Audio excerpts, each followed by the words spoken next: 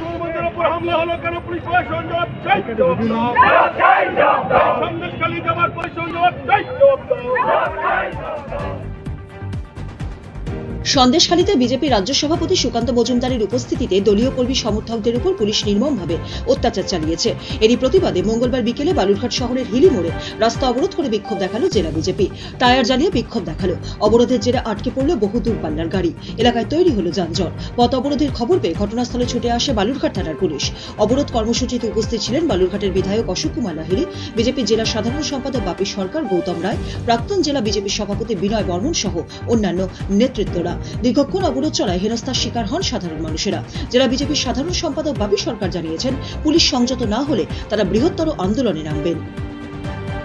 দেখুন, আমাদের সম্মানীয় রাজ্য সভাপতি ডক্টর সুকান্ত মজুমদার সন্দেশখালীতে লাগাতার দীর্ঘদিন ধরে যেভাবে অত্যাচার হচ্ছে, আর তারপরে আপনারা সবকিছু জানেন মিডিয়ার মাধ্যমে, সেখানকার মানুষ যে সমস্ত তাদের অভিযোগ করছে মায়েরা, আজকে এটা লজ্জাজনক।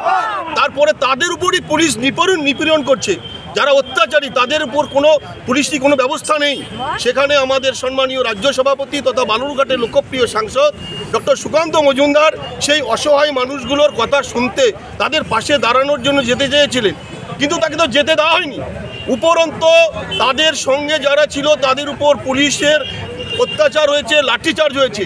এই কোন বাংলায় আমরা বাস করছি?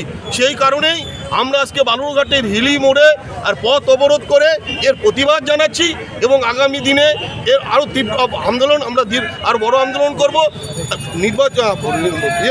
পরীক্ষা চলছে, সেই জন্য পারছি না আমরা।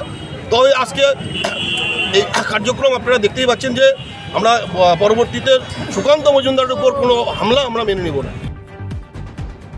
বালুরঘাট থেকে রূপক সরকারের রিপোর্ট, উত্তরবঙ্গ সংবাদ।